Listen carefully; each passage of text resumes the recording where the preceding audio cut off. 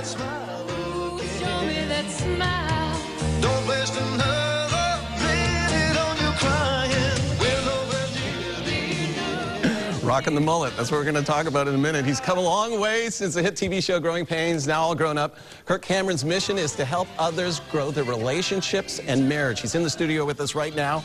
You're in town this weekend for your tour, Love Worth Fighting For, with Warren Barfield. Yes. Thank you very much for being here. Oh, my pleasure. It's a pleasure meeting you. I gotta mention this text message, though, I got from my wife right when she found it. Now I can't get into my phone. Right when she found out you were going to be there, she sends me this message. I, like every other girl in the 80s, had a huge crush on him.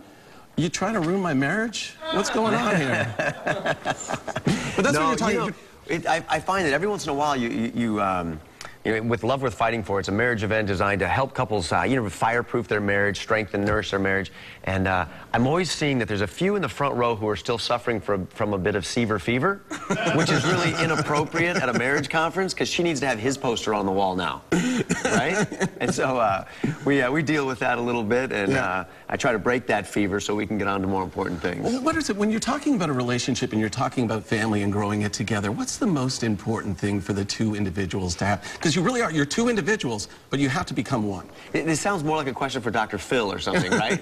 I don't have any degree like that, but I've been married for 21 years.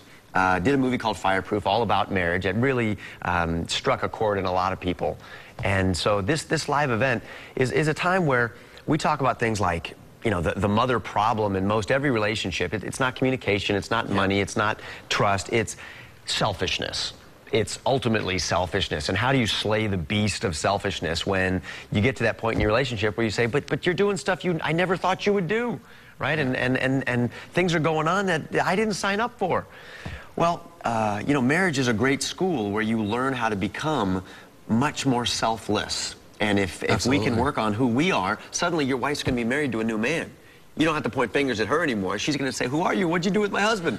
You just get your part right. You know, we talk about stuff like that. I always say the secret to a strong marriage is being able to sit in the same room together and look at that person years from when you first got married and say, you know what?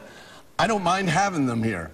Yeah. I like being around them. And I think that's key because, you know, and when you can get her, when you come home from work, to just run toward you in slow motion and just throw herself into your arms, and then you know you've really figured out the secret. I have to ask you about this. You're a person of deep faith. I admire that tremendously. Do you find now that there seems to be an attack on people who do carry that faith with them?